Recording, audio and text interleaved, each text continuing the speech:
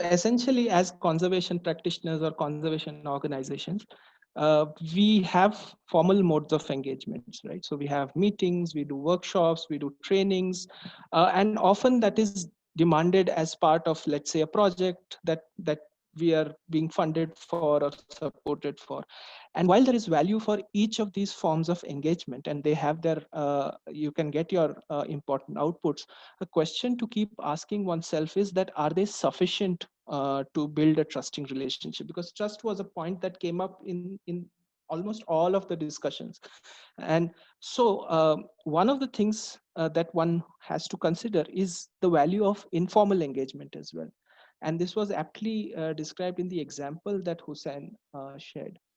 Now, if you look at some of the literature there is on anthropology, especially anthropologists speak about this principle of immersion, where they put themselves in in a system to try and understand that system really well. And one of the questions we ask ourselves as conservation practitioners is that can immersion be of value to us while trying to do conservation as well? And like, again, going back to this case, what Hussein and their team did was actually try and immerse themselves in that system. While conservation was important, while saving the snow leopard was important, they realized that they were part of a much broader system which had its own socio-political complications, and they tried to become part of that system, which sort of helped. Uh, what it also did was acted like an early warning system, because it's hard to be present in a place all the time, but once you have that trust built within the community, you will likely get to know of the kind of risks there are or the threats there are in that system. So that is again one of the benefits of having immersed yourself in a system, having built that trust within a system. Now, this is easier said than done. In the case of Hussein and their team, it took them about 7-8 years. Several of you who have worked in the field will also realize that trust building is likely to take a lot of time. But one needs to really ask oneself if there are any shortcuts to it. And more often than not, it's unlikely. Now, how do we build presence within a region? One is by being there yourself, but one way could be to build a team of local people. So Binaya from our group was talking about how they used what he called local citizen scientists, taking local people to go and work with you, and they were able to bridge that gap among the community to help the others understand what their work was. uh, in the partners principles, we talk about a point of local champions. So local champions are essentially people who are well respected within the community looks up to. And in this example, again, Mr. Ataullah was one such person. He's a local champion who the community looks up to. And once he was clear about what the organization was trying to do and that their intentions were not malicious, he stood for them and he stood with them when it mattered. And the final point, which I think is probably the most important one, because when we say we are trying to do conservation, what are we essentially trying to do? We are essentially working with people. So even if we are trying to protect a snow leopard, a wolf, or a common leopard, or any other species, uh, more often than not, we are engaging with people, and people have emotions. And so while all our objectives are important, we also need to realize and be able to connect to people on the level of emotions. Because one point to remember is that while saving a species or a landscape may be one of the most important factors for some of us as part of our job role, passion, whatever we see it as, it may not be as important or the most important thing for a person within a community. And once we are able to see that and appreciate that point, maybe it will help us rationalize some of the challenges we have when trying to work with communities. And like I said, presence is important, but it takes a long time. There are no shortcuts. But it is, we feel, a very, very important aspect, or let's say a very necessary principle in trying to build a trusting relationship with a community.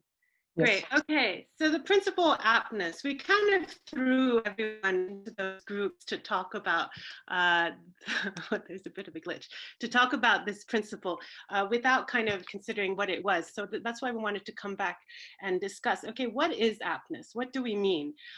Because aptness, we believe, is foundational for designing and implementation of all our community-based conservation programs. So just like presence is incredibly important when you start a program, and it is closely linked to the idea of relevance. So in other words, aptness centers on ensuring our programs are relevant in terms of the local context.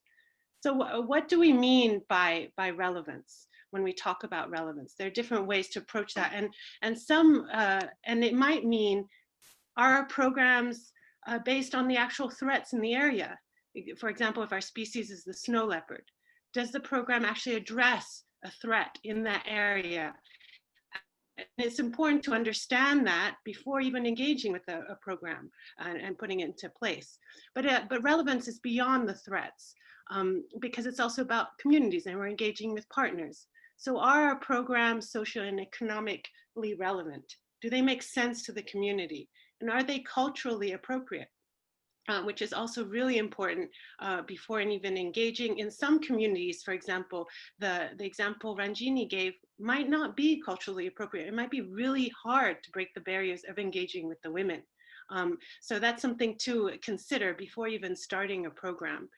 And also the understanding the role of how to engage with the community. Do we engage with the community at the household level? Because some schemes like the insurance program will be households which might be engaged.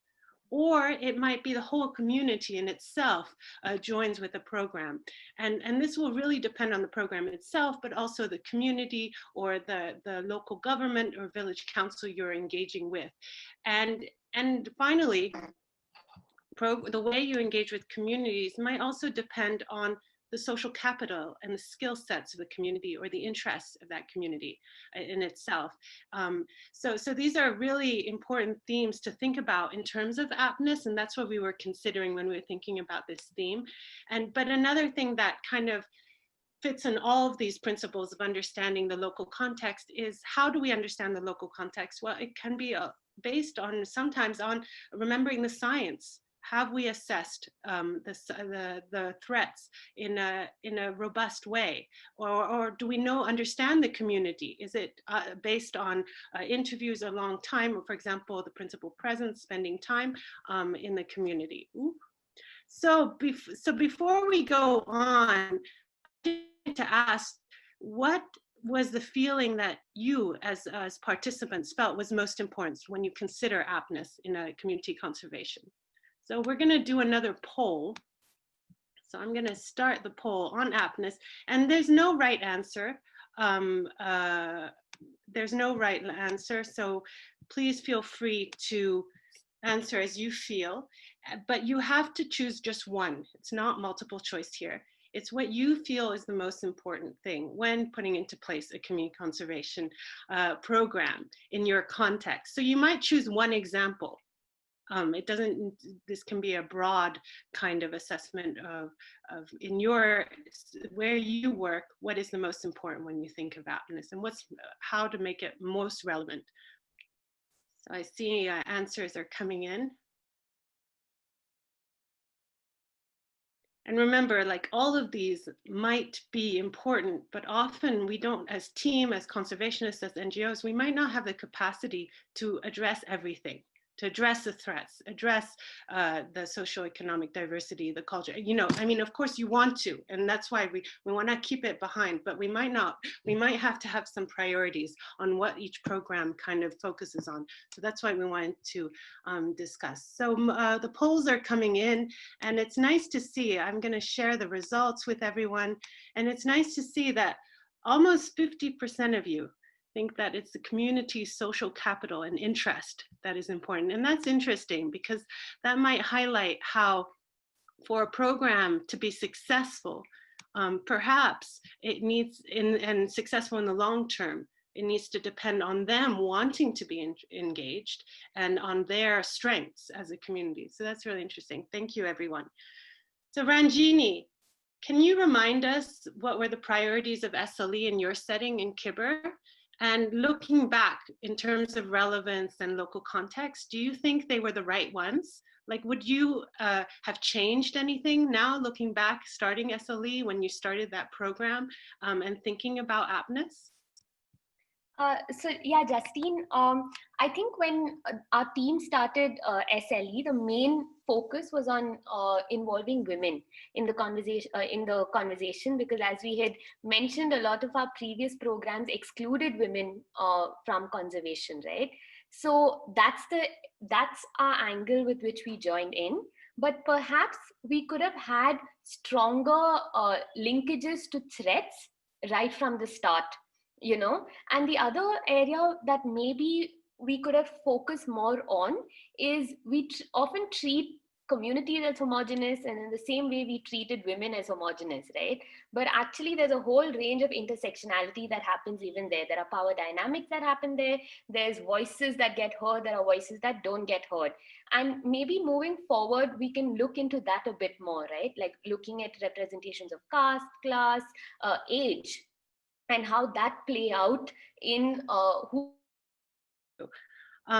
And when we think about relevance, we also wanted to share that we don't want to limit the idea of aptness to the local context necessarily, but also consider how our programs are apt or relevant to the wider landscape.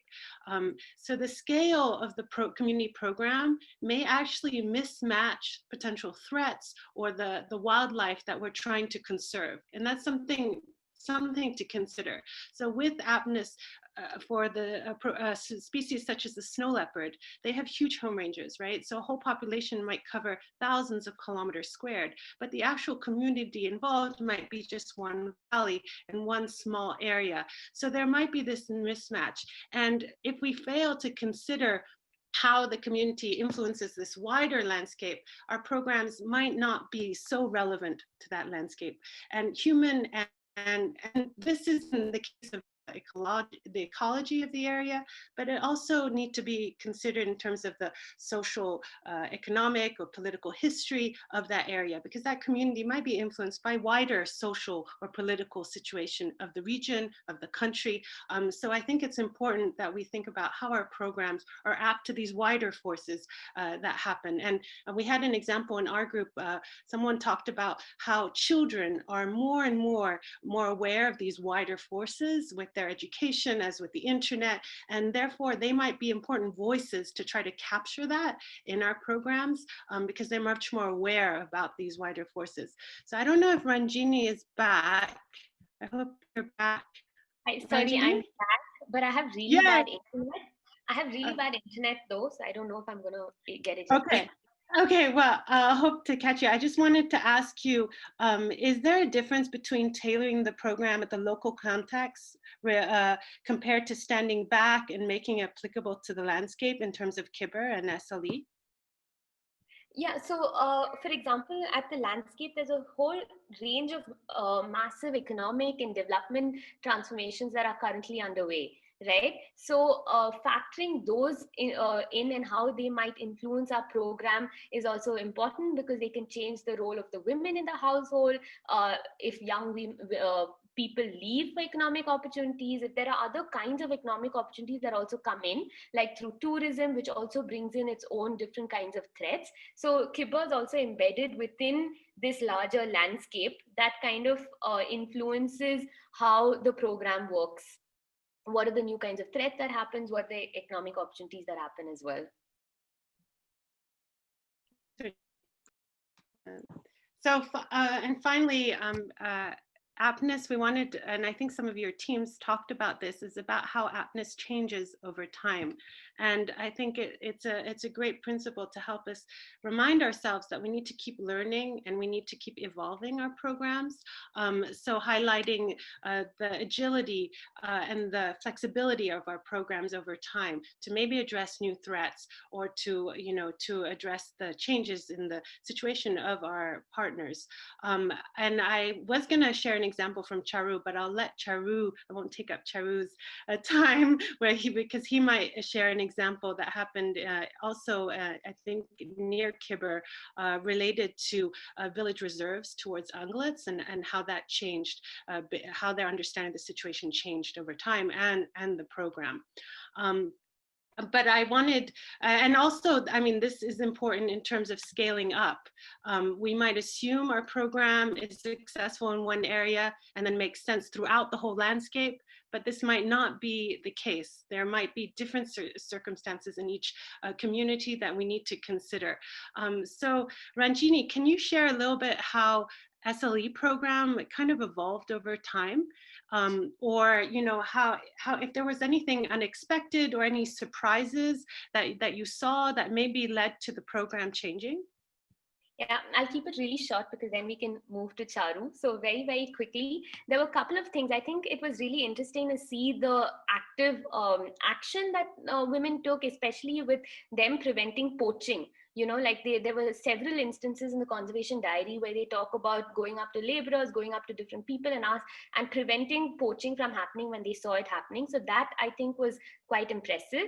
The other interesting thing that came up was the linkages that happened between women in the program with the other programs that were already happening. Like, for example, they started linking up with the conservation education program, you know, and this also started building ties with other programs. So over time, it started evolving into, while we initially didn't start out where we were looking so much at the threats, I think it started evolving where the threats started getting factored in more and more. And these important other linkages with other programs where they became more active participants in conservation also came about.